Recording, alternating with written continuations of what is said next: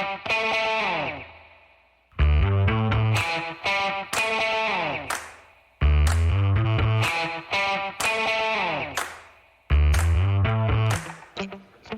folks. Welcome to another episode of Film Study. This is Ken McCusick, and we're back for part 2 of our discussion about the Ravens defense and that loss to the Raiders. Very frustrating loss.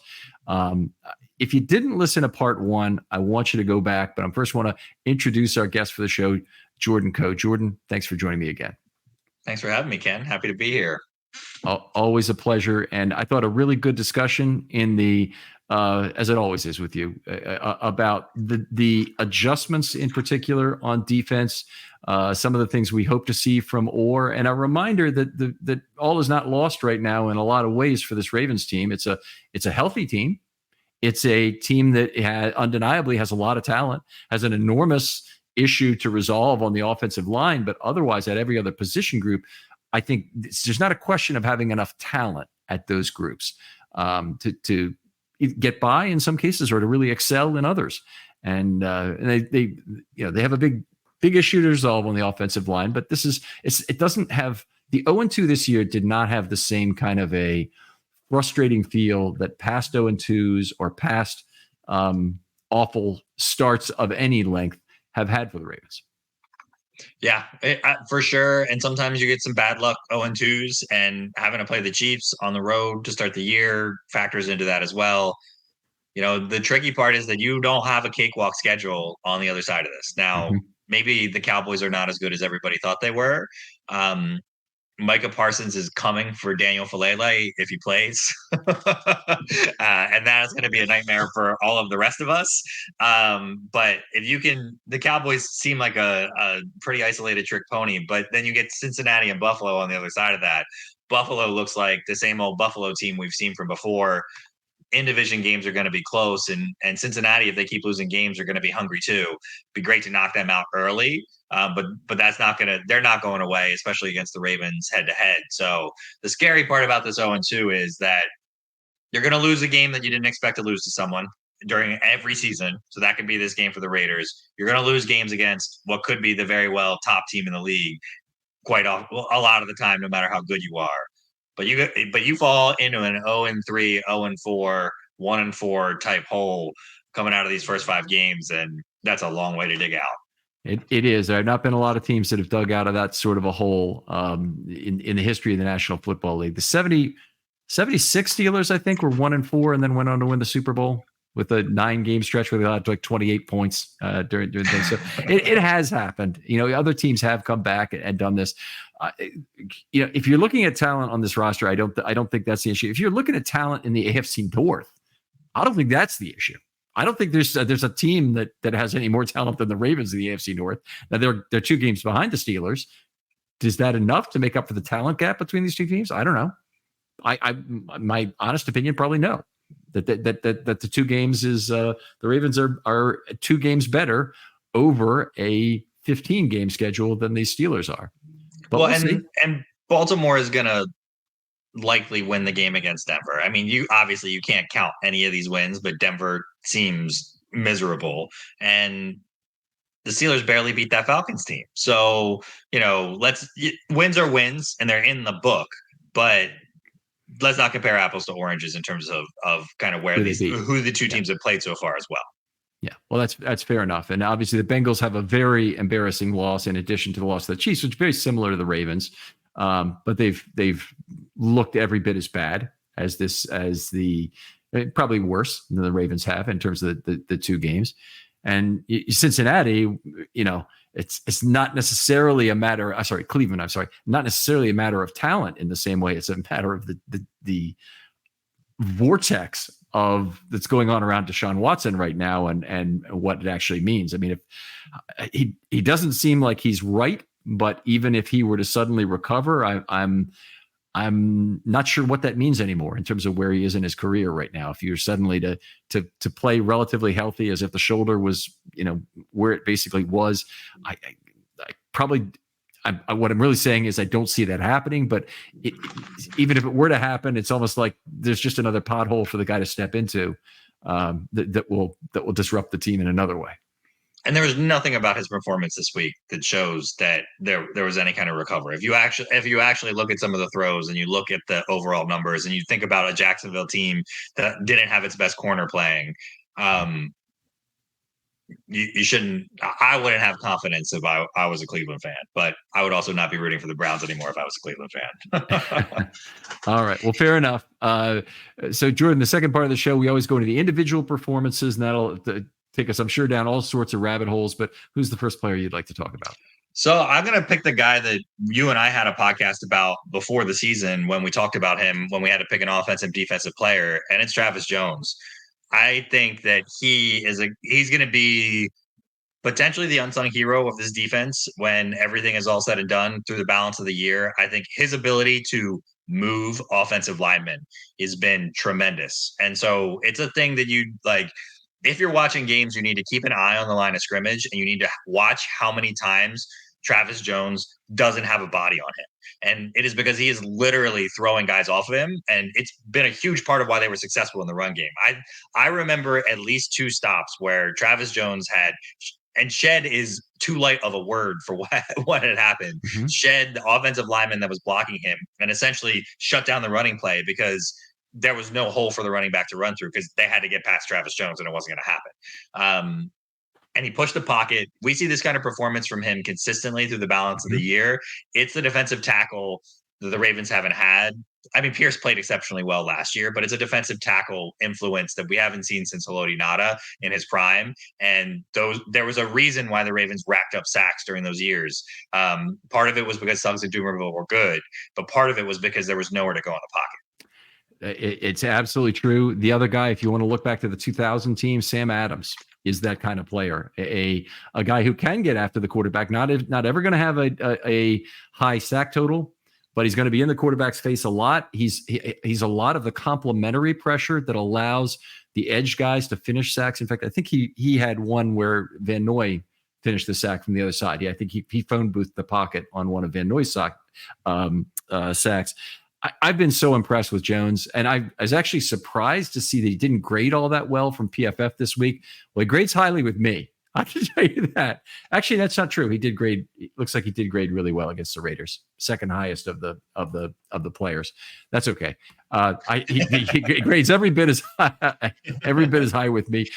When you see him shed an offensive lineman, he's a 1 longer than 2 guy who can use one to fend off a player. What I mean, one arm stretched out is something I'll teach all defensive linemen.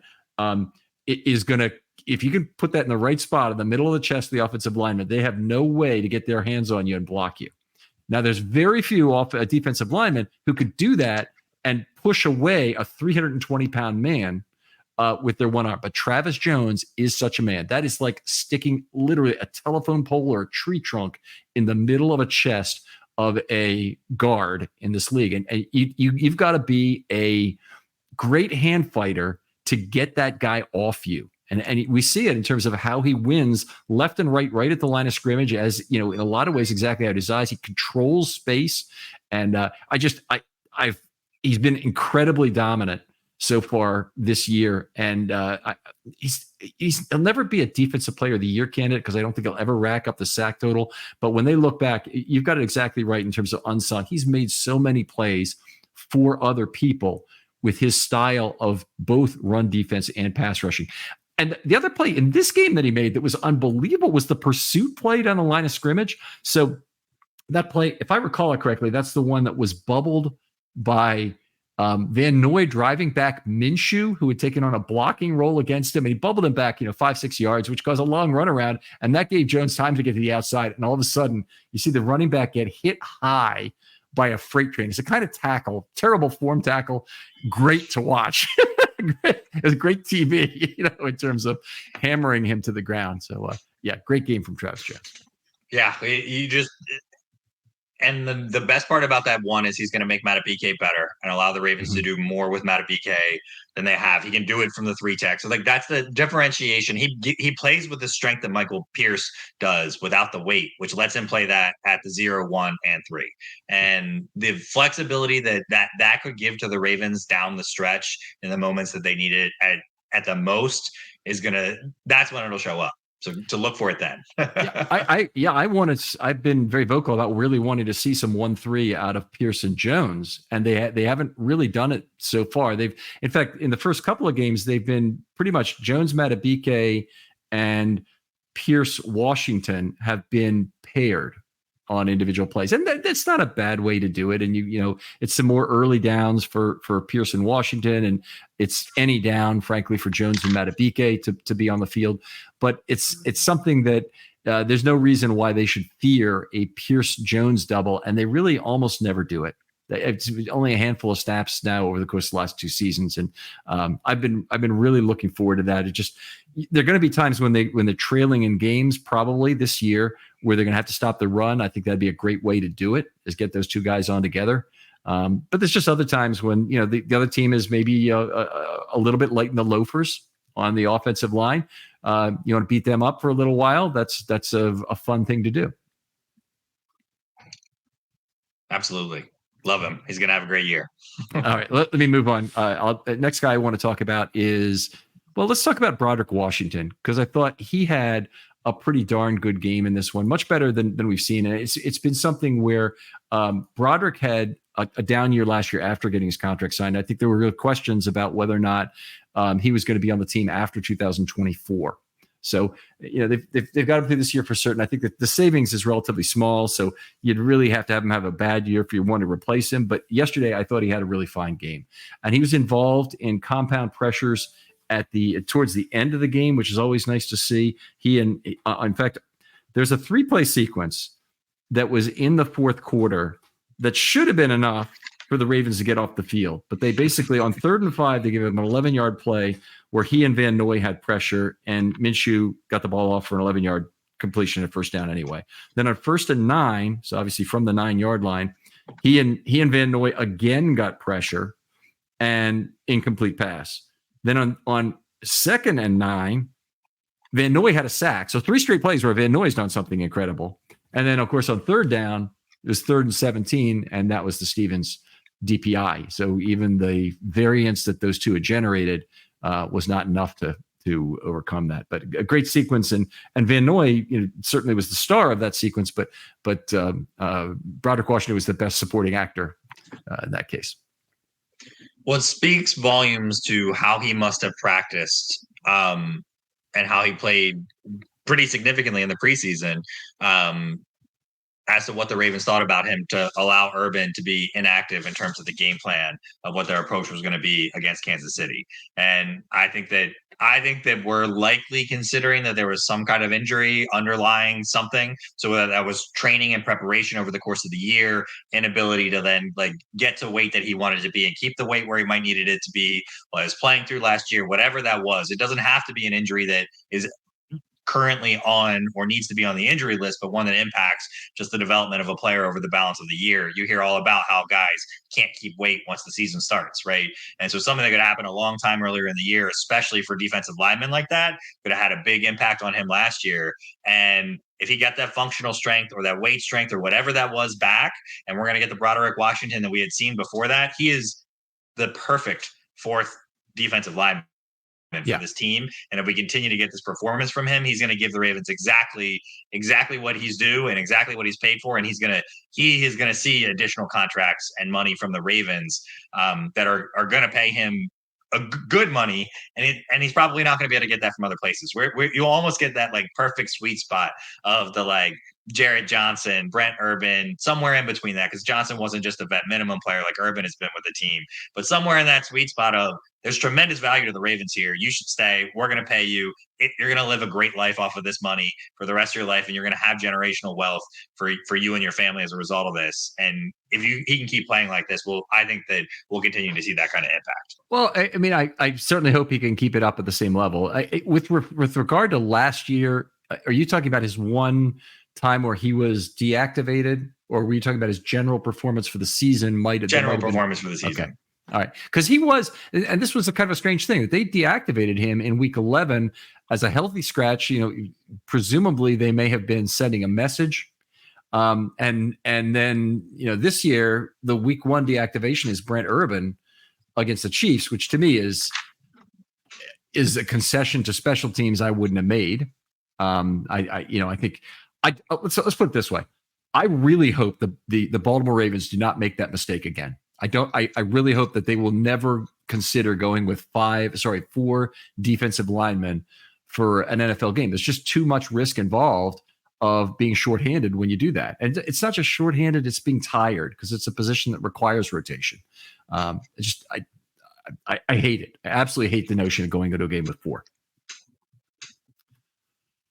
All right. But Broderick Washington has played really well so far this year. Been really pleased. All right. So you're next. Who do you want to talk about? Let's go with Oweh, who, finally able to close some of those sacks, which has been a huge criticism of his, but really, hopefully another step in the right progression for him. Obviously there were times where he wasn't giving you the same performance. You talked a little bit. I didn't realize the pressures versus sacks numbers because some of the splash plays that happen, and that can happen. My big question would be whether or not he's starting to draw extra attention.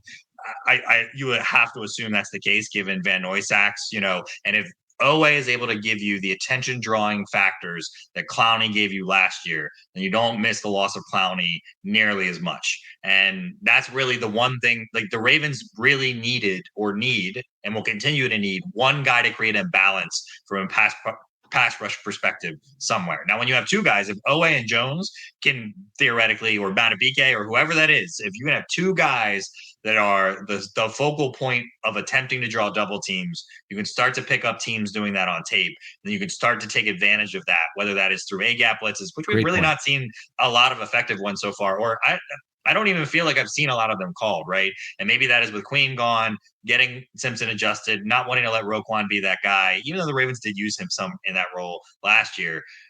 But deciding where you want to put them on the same side together, forcing teams to adjust to that, when you want to move the line, all those kind of things. Once you pick up NFL teams' tendencies of who they want to be trying to take away in that regard, it lets you do a lot more things with the pass rush, even with 4 guys, and lets you be that dangerous kind of back 7 guy.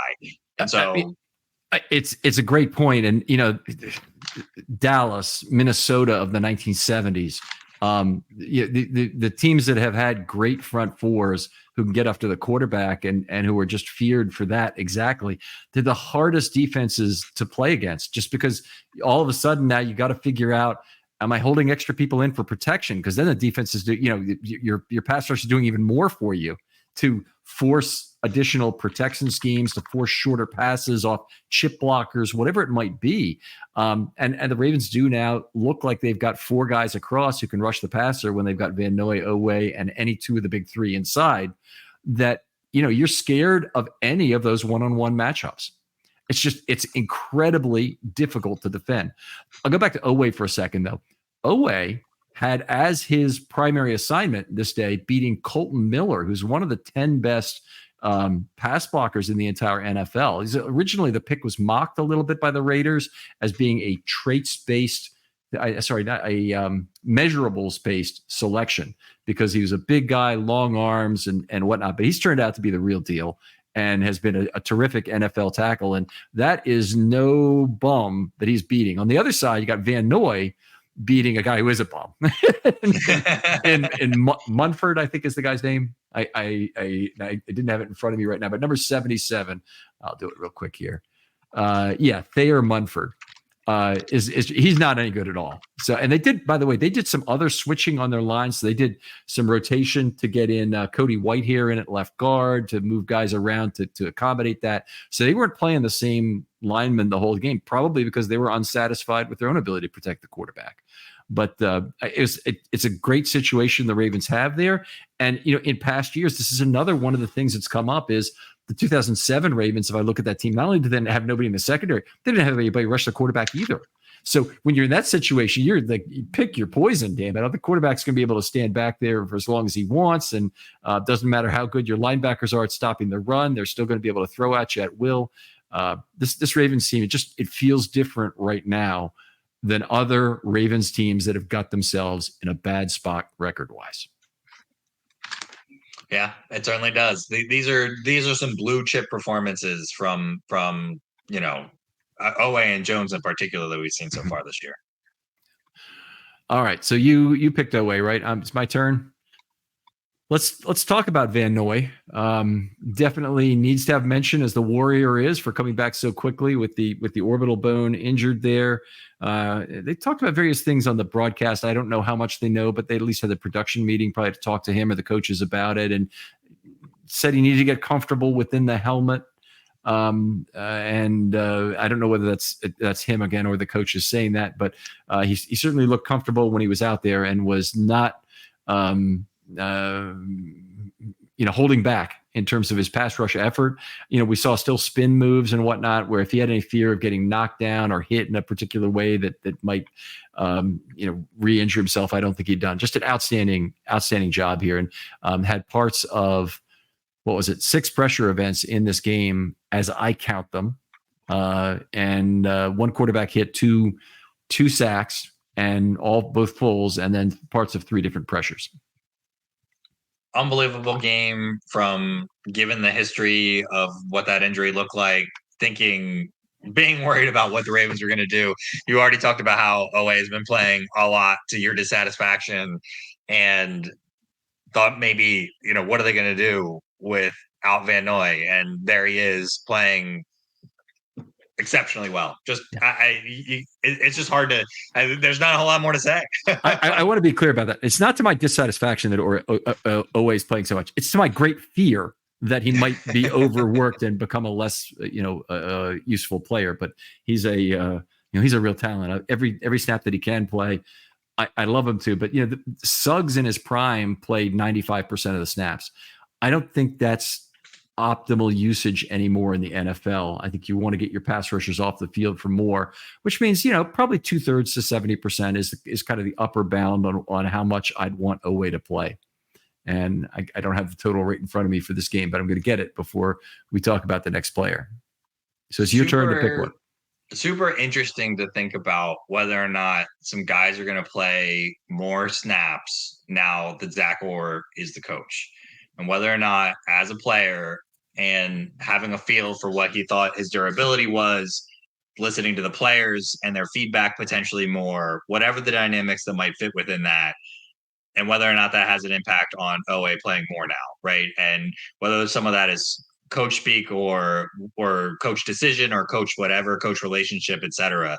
If there's a guy that's going to have the physical capability to play every snap in a game, and I had to pick that guy that was going to play, that is playing along the line of scrimmage in that space, always going to be that guy. So at least we have the right guy and the right body in that regard. Yeah, 42 snaps, 67% in this game. So right in line. Actually, he didn't play too much, honestly, in this game. One other thing I didn't mention about him was how good he looked on a couple of screen passes. He could look good against the run too, by the way. No problems there. The entire Ravens defense did a good job of managing their space appropriately on the run. They had very few breakdowns in that regard. But Owe also on 2 different screen passes really had him diagnosed well. One of them was a screen pass out to the right that ended up going for, I think, 4 yards. It was like a -6 +10, 6 yards by the line of scrimmage. Owe was directly lined up with where the pass was going, leapt for the ball, and it was a dangerous pass for starters, because if that ball gets tipped, it might be intercepted. But second of all, I think Owe might have altered the trajectory of the ball, not by touching it, but by forcing Minshew to throw the ball a little high to arc it over the receiver there, and that might have limited the yak available on the other end of that play. But he's very aware right now, much higher level than I've seen before. Yeah. Well, I've already talked about Marlon Humphrey. I'll pick him next. Another guy that's having a blue chip year so far in terms of what the Ravens have given him. Continue to see what if he can stay healthy, this is what you should be getting from Marlon Humphrey. And, this is what we got before that. There were reasons why his name was in the upper echelon of what corners were kind of doing in the NFL. Got hurt, got banged up, couldn't stay healthy. It was a big part of the problem. Now he's healthy and we're seeing it again. Super aware player. Once he figured out how to find the ball on deep throws, that was really his big weakness when he came into the league. That's what took him to the next level. And so if we can continue to see this kind of performance from Humphrey through the balance of the year, again, it allows you to make decisions to bracket on the other side, bracket inside, take away other guys, and let Humphrey do his thing on the other side of the field. Yeah, a very good day for Humphrey in aggregate, I would say, or a good day for Humphrey in aggregate. Let me put it that way. Didn't pick out a second interception attempt he had a chance at. It wasn't an easy one. The first one wasn't an easy one that he got, and yet he dug that ball out. And obviously the pass interference penalty, not something you want. It was the more appropriate of the two pass interference calls by far. He also got targeted a lot this game. Even throughout the pass interference penalty, he's targeted 9 other times in the game.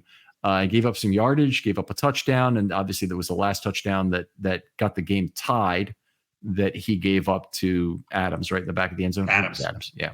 So it was it was kind of a long day for him in a lot of ways, but there isn't any. I haven't felt basically after I've seen him this summer that he was overmatched at that position. It was just it was a confluence of circumstance here with Minshew having a few more ATS opportunities to kind of pick on him that ended up being not the greatest, not a top shelf game from Humphrey. I think he played well, but I don't think he played his best at this game. All right.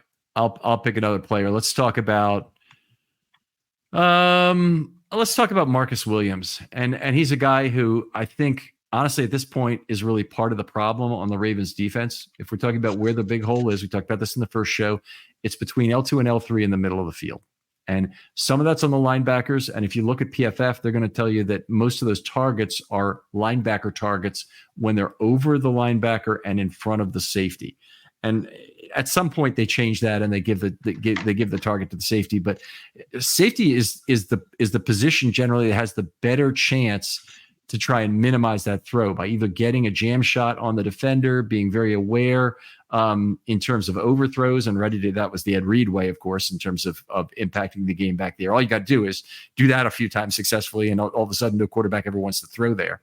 But Williams, I don't think, has played at the kind of per snap productivity level through these first 2 games that he had with his first 2 years of the Ravens. Been hurt a ton, but man, there is almost no better Raven on defense in terms of per snap productivity than Williams' first 2 years. I think I'd have to go back and I'd have to look at what the film is and where they're using him. I think that the Ravens have got to they've just got to find a way to bring him down in the box a little bit more. My guess is that he's playing in all the cover 1 looks. He's playing in this free safety high look. And when you're in that look, that you can't, you're not doing your job if you're influencing the area of the field that you were just talking about. And so if teams are seeing him in that high cover 1 space and attacking accordingly, then the Ravens need to make adjustments in terms of what they're showing and in terms of how teams are then going to attack in those spaces. Or they need to give more of these cover 4-ish, kind of like the quarters, Dean Pease style looks that we used to see, where you're giving Marcus Williams that in-between alley, right? Between the numbers, like just outside of the hash to the inside of the middle of the field, that is his responsibility, and allowing him to use his instincts and his space to then make decisions around those spots, knowing that if a corner or if a guy is running a seam, he's got somebody either behind him or he knows he needs to run with those guys. Otherwise, he's got freedom to work within those spaces. Feels like the Ravens are playing more cover 1 and cover 3 than they were. And again, I have no empirical evidence here as to whether that's true. But if they are using him in that cover 1, cover 3 role as a single free high safety, it's just going to take away opportunities from him. Anytime you're seeing them not blow big plays, that means he's doing his job in that sense, and it makes it really hard to evaluate him. He's a ball hawk though, and you've got to find a way to get him to be doing work in that space that you were talking about. I think Kyle Hamilton, when he's not at the line of scrimmage, needs to be doing his work in those spaces too. Right. It's when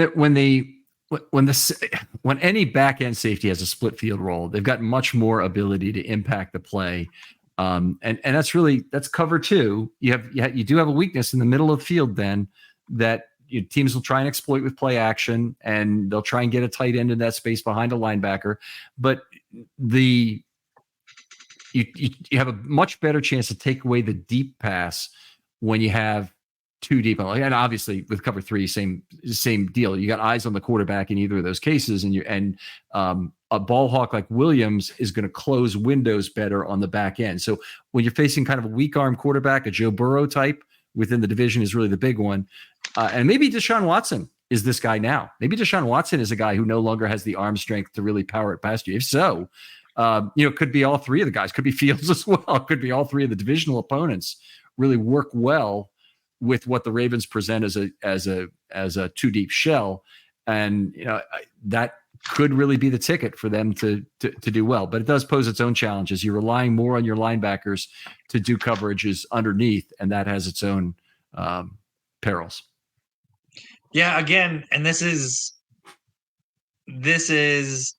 where we are on the last podcast. We've got to wait and see. We've got to wait and see if Orr can make these adjustments. Are we going to feel this? Like Martindale, this was the thing about Wink Martindale, is that he never made any adjustments, and it was the way that he wanted to do it, and he was just ramming that square peg into that round hole, and sometimes it worked and sometimes it didn't.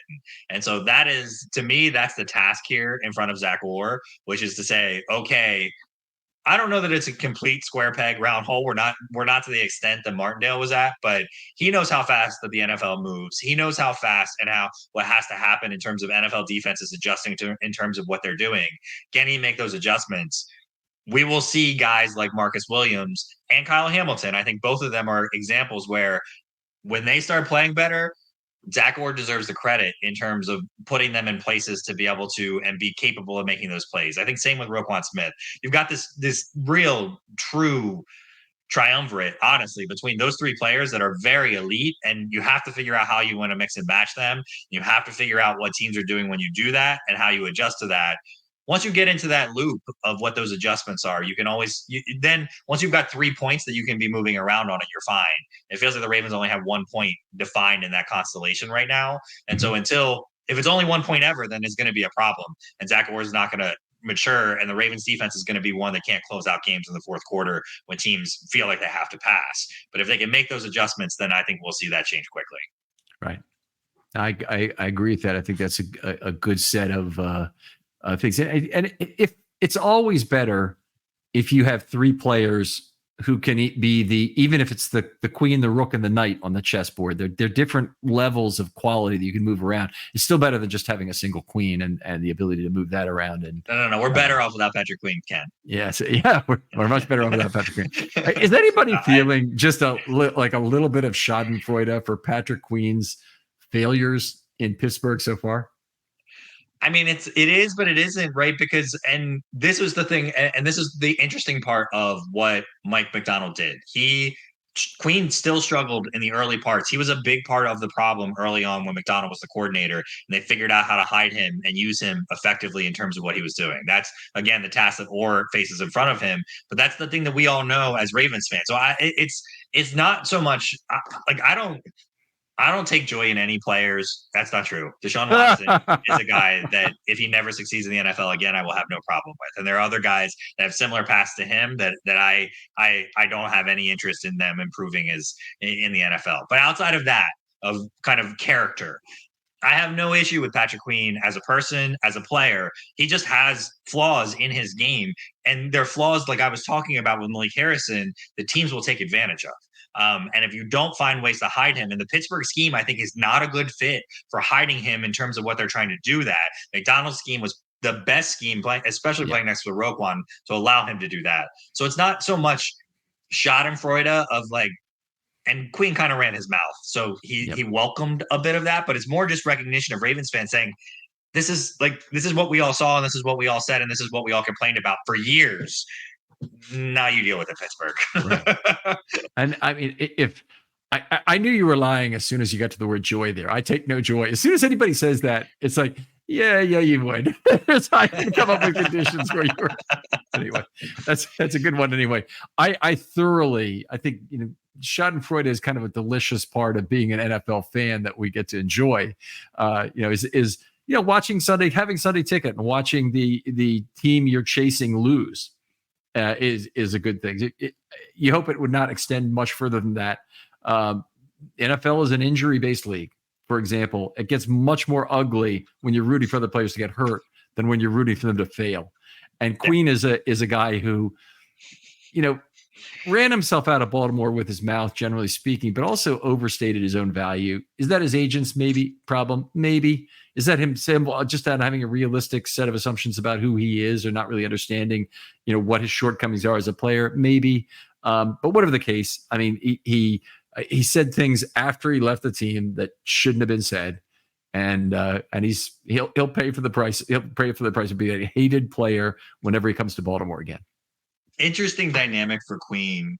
I mean, and my guess is he took the highest money on the table, because I don't think any player leaves Baltimore and goes to Pittsburgh, and they don't do that because they are getting the best value by a margin, maybe not a wide margin, but by a margin on the dollar. But the way his contract is written, is he does not have to be a Pittsburgh Steeler next year.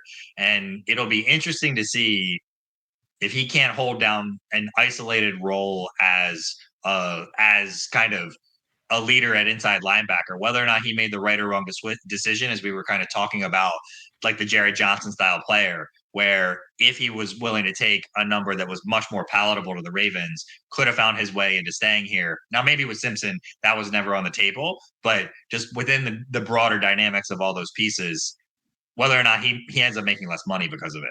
Oh, you're absolutely right. I didn't realize this. It was a $41 million contract, but it's not guaranteed at all. Yeah, he has a huge roster bonus for next year, and there's only 11,600 was guaranteed bonus that gets prorated over the period. So the Steelers actually saved $10 million next year by cutting him. That's terrible news.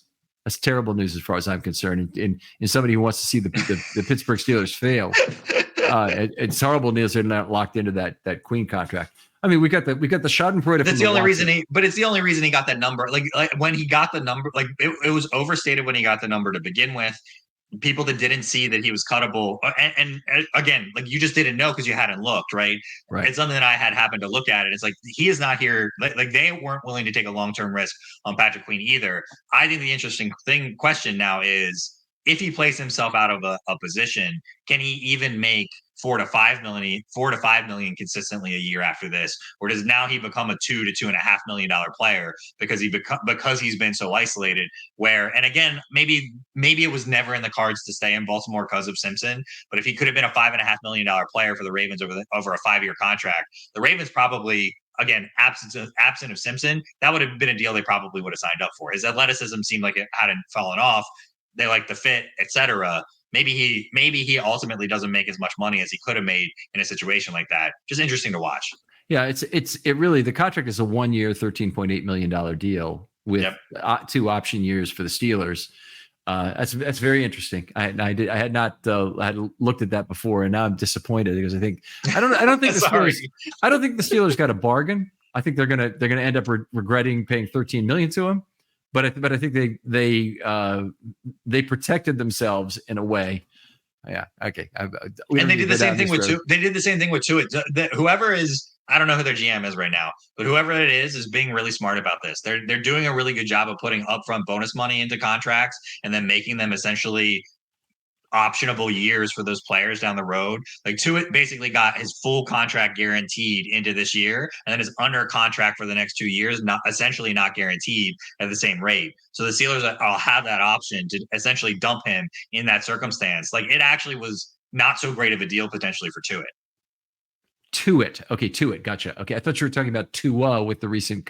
Sorry, no. Not Tua. Hayward. Sorry, Hayward. Okay. Anyway, right. They've been doing this recently, and I think it's smart. Unfortunately for the Steelers. All right. Well, so Steelers. I was going to say I'll take Kyle Hamilton next, since we were just chatting about him. Again, I mentioned it earlier. I thought his blitzes were coming off the line of scrimmage. It seems like the Ravens aren't quite using him in the full capability of what some of those Swiss Army knife uses are. But I don't think we're seeing any drop off from Hamilton as a player.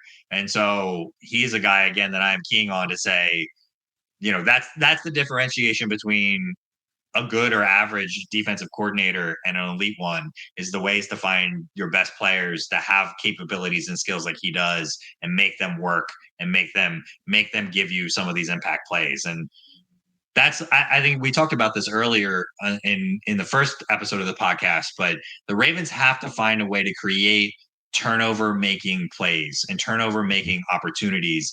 And Kyle Hamilton And Marcus Williams are two guys that can do that for you. You've got to find a way to put them in more positions to do that. And Eddie Jackson is, and so is Roquan Smith, quite frankly. Yeah, Roquan Smith is. I would agree. I mean, the guy who's not a turnover guy is Brandon Stevens. He's not a guy who finds the football in the air. Eddie Jackson may or may not still have that skill. Trenton Simpson, we don't know enough yet to see if he's going to be able to actually catch the football when it comes his way, create second chance fumbles. But I think their pass rushers have proven to be guys who can dislodge the football. So this team has plenty of playmakers on defense. It's really not the shortcoming of this team at all. It comes back to the one thing that's going to be very difficult to fix in season if they don't have it right now is the offensive line. Wrong podcast, Ken, but yes. Yeah, wrong podcast. Okay, let's do this. Let's switch over to the mailbag because we got some good questions in here, and some of this we answered, and some of this there's another tangent to this that I want to kind of go down this. But we've got a question from Kid Rock 20.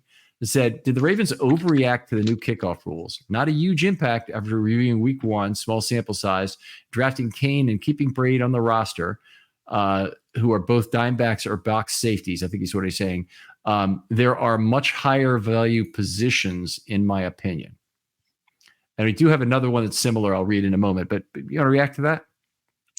I mean, any undrafted free agent that you're bringing into the team that plays as well as Braid did deserves a spot on the roster. Whether it almost doesn't matter what position they're playing. When you got a guy that can play at an NFL level, you got to put him on the roster. Zach Sealer is a good example where the Ravens were like, oh, we don't need the value of this guy right now. Let's try and slip him through and see if we can get him to the practice squad. And then down the road, you see a very good NFL player, which we all saw, and I'm sure the Ravens coaching staff saw.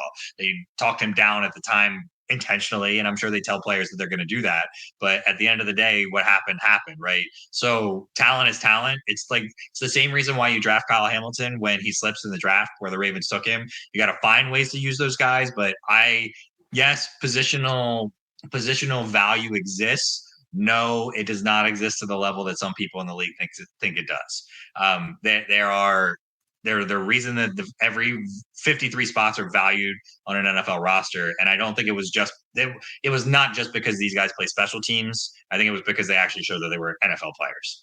Okay. Well, I mean, I think that's fair enough. And I think, Braid had a big preseason. Kane was okay. They kept Kane.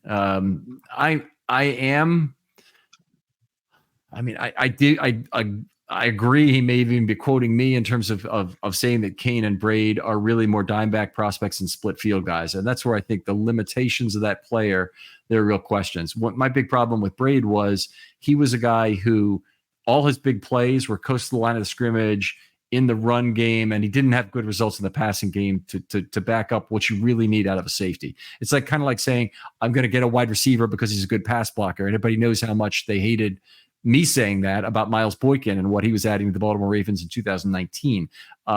It's not the first characteristic that you need out of a safety, even though it's a nice to have, is being a great run defender. Yeah, the other trade-off to that, I'd say, is that the Ravens are loaded from a secondary perspective. If they needed to move Marlon Humphrey to safety now and let Armour Davis and Wiggins play regularly, that wouldn't be the end of the world, right? Yep. You've got Marcus Williams and you've got Kyle Hamilton. So just from that perspective, you can't put all your eggs in the secondary basket. And so I think that Tampa was a great pick. My recollection is that you love the value that the Ravens got in terms of Tampa. To me, that's the spot where then maybe you would have been if you're just picking on, okay, how's our roster aligned? Where do we think guys are going to contribute? That's the spot that you look at and be like, oh, well, we could have taken a safety in that range that would actually have had meaningful value. I also just, again, kind of going back to undrafted free agents and 7th round draft picks, you're really picking nits if you're in that territory and you're like, oh, well, the Ravens really screwed it up because of this undrafted guy and the 53rd guy on the roster. At the end of the day, I don't think anybody's really arguing about the 7th round pick and wasting a 7th round pick. I mean, I think you can legitimately claim they wasted a 6th round pick on Devin Leary. I think you could claim they wasted a 5th round pick on Rasheen Ali. I think you've got players that you could point to that they would. But a 7th round pick, I mean, the history of 7th round picks in the Baltimore Ravens has not been particularly good. And even the most successful of all of them, Geno Stone, was released. So the Ravens can't really claim the value of him as a draft pick. As soon as you release him, you're like, well, nope, you blew that draft value. You got it back. You happen to get lucky. You found $200 on the floor after you lost $200 at the craps table. No, that's, you made a good investment with that originally $200. So, all right. Anyway, we appreciate the question, Kid Rock 20. I think we've talked about this a little bit on the show before. I'm of the feeling that the Ravens could have one more roster spot that they use better on the 53, forgetting how the draft picks have gone, how we know who it is. I think there's somebody else on the 53 they could have. Maybe that's a running back. They've had Kelly activated 2 times so far. They may actually come to a point where that has to be a decision. Do they bring another running back on the roster? Is Ali really ready to go? Do they just deal with what they have? But I think there are other players out there who could help them more at another position than an extra special teams player where, I think they may have overreacted to the new kickoff rule. I think they may have thought, and perhaps if you want to pick on John Harbaugh for something, by the way, this is one where I think the claim is more legitimate, that his special teams background said, we're going to be able to win this no matter what. And I honestly thought the same thing. I thought that, hey, if there's a rule that the Ravens can exploit, it's on special teams, it's a new rule. The Ravens of all teams are going to figure out how to beat that. And if the Ravens threw as many resources as they seem to at it, I think it's probably an overreaction. Yeah, I think that story is also still written too. The league does not seem like they know what they want to do with this kickoff yet. Yeah. And so, maybe they don't want to throw the baby out with the bathwater in that regard too. All right. Got another question here from Spencer Peterson, who says, really interested to hear your thoughts on Oweh's overall game today. 2.5 sacks, some nice stuffs in the run game, and seemed like he's being held hooked nearly every other play. By the way, I agree with that there was one play where he was held, and I think he did not wave in the way I would have liked him to on the play, because that is usually what will get you a holding call, is you get the official looking at you because that's going on, and you'll get that play. It was also what was surprising to me, by the way, on the holding call that was called on Stanley. There was no attempt from the defensive lineman, number 69, I think was the guy, to wave his hand on the play and say, hey, look, I'm being held, kind of thing, which is normally, what we'll do. It's a straight ahead block. Otherwise, you never see that called as a holding penalty. You never see it. So it's a terrible call. Weird situation. Yeah. Well, you distracted me with the Stanley, the original. Oweh. Yeah. I mean, we've talked about Oweh. I think he's been held a lot of his entire career. I think we're seeing the progression that we want to see from Oweh. And I think he's going to become the player that everybody wants him to become. I hope he can continue to close some of these sacks, not because I think he needs to, because I still think he's valuable if he doesn't, but because then the chirping from the peanut gallery will go away. Okay. I got one there that looks a little different because Brad McGowan also had a similar question about special teams. So I'm not going to this, but Brad had a second question. He said, any good reason why the Ravens would not just double Adams down the stretch and put either Marlowe or Hamilton on Bowser? Seems like the secondary depth, they could have afforded to do that. Very legitimate question. And I think the real question he's asking is why was it so hard for Orr to find a solution to take away Adams and or Bowers, given those are the only 2 guys who are really impacting the Ravens at all? So in the microcosm of the game, yes. So if we take the end result of what happened in this circumstance and we say, if you took those 2 things away, look how terrible they were. But I think that the reality of what we really know would happen is if you take those 2 things away, they're going to do something different, right? So then the question is, if you take those 2 things away, have you prepared to take those 2 things away? So the example I would give is the Kansas City Chiefs game and what they did to Mark Andrews. The Chiefs were determined in every single one of their coverages in that game for whatever or wherever Mark Andrews was lined up and whatever route that he was going to run, that he was going to run into a bracket and he was going to run into double coverage. And everything else in the rest of their game plan was built around that. And that was their determination of what they wanted to do. They came into the game to do it. They did it successfully. It took the Ravens a little bit out of sync in that process. I think even the Ravens had still a little residual of that because I didn't look closely at the all 22. My guess is the Raiders did a little bit more of that. And I think the Ravens are going to continue to see a little bit more and more of that. They figured out how to get him open more in the second half.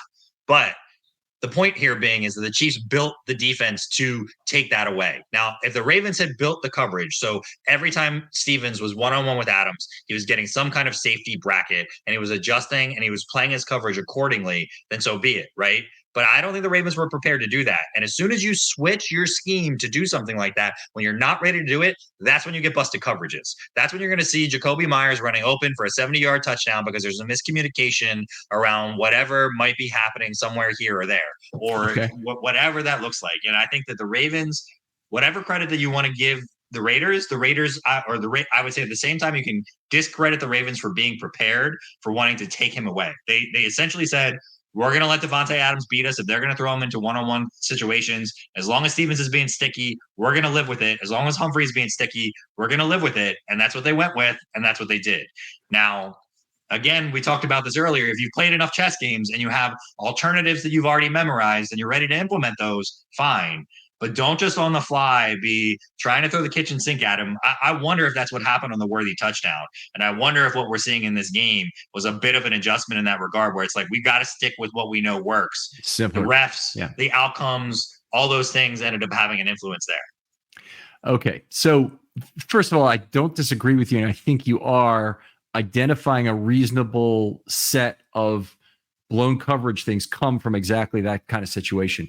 On the other hand, part of being a great defense and having the kind of back seven that the Ravens have is that your guys really understand how to mix it up. So you can play 30% of the time, you can take away that route. And if they try and throw into it, they're going to really burn you potentially. That, Adams, even as good as he is, if Hamilton or Eddie Jackson comes in to rob on that play, you might really regret it if you do that. So you got to think carefully and read the field carefully on every single play. I agree. There's some inherent risk with that, but I think it's some that if you stay with a regulation look, then the holes are the same on the field every play you have. And I think you need to mix that up. I think it's an important part of making sure that a cover two scheme can hold up to what's going on. What I guess the question is, if they weren't saddled with what we thought were some pretty terrible calls against the defense by the refs, do you feel the same way? Like then the game plan was, let these guys try and explode and be Superman to beat you, and they couldn't do it without the help of the guys in the stripes, and look, you don't ever want to be stuck in the position at the end of a game for that being the case. But if you're looking back at this, I talk about this at work a lot, Ken. If you're talking about being output oriented versus outcome oriented, then the Ravens might not be as unhappy internally with the output that they got on the field as they were with the end results of what ultimately was called. And if you're okay with the output and you can build off the outputs of the way that you have constructed them, you can be happy with that as a team. Okay. All right. I think that's a fair way to look at that. And in a lot of ways, what's wrong with the Baltimore Ravens so far? I'm not as worried as I would be in every other 0-2 season in team history, for example. I mean, 0-2. What's wrong is variance. There you go. They're not going to take 11 penalties every game. There's not going to be a 6 to 7 to 8 penalty difference between them. You're not going to see Spagnuolo being able to call timeouts and those getting waved off. You're not, like, some of these penalties are eventually going to start to dissipate and balance. And when those things happen, it won't, like, that will also not feel as dire. I don't think it's the league in cahoots against the Ravens. I do think it's just some bad variance right now. All right. Always a pleasure, Jordan. It's great to have 2 hours to talk football with you. And I hope after a loss that some of the listeners, you get some measure of solace from this episode in terms of what's going on with the Ravens. I'm less excited about traveling to Dallas this week for the game, but going to do it. I will warn you guys, the articles will not be out like next week because of our travel schedule. We will have the podcast on the regular schedule. But Jordan, thanks again for coming on. Tell folks where they can talk to you online. Yeah, you can find me on Twitter at Raven Sit Room. Love to chat. Love to talk about the Ravens, kind of get more into the meat of the season. Hopefully we see it get turned around a little bit and get some momentum. I would say fans shouldn't be dismayed. I think Lamar still has it. There are a lot of things, like you said, Ken, a lot of the ingredients are there. Ronnie Stanley is having a phenomenal year right now. Some of these guys on the defense are already having phenomenal years. This stuff is going to balance out. Hopefully it's not to the variance dread of being too far behind already. But the sky is not falling. Yeah. All right. I'm in the same position you are. Other folks out there, if you'd like to do the show a favor, hit us up with a 50-word review on your favorite podcast platform. Otherwise, like and subscribe so other people can find this content as well. Jordan, thanks again for coming on. Thanks for having me, Ken. And we'll talk to you next time on Film Study.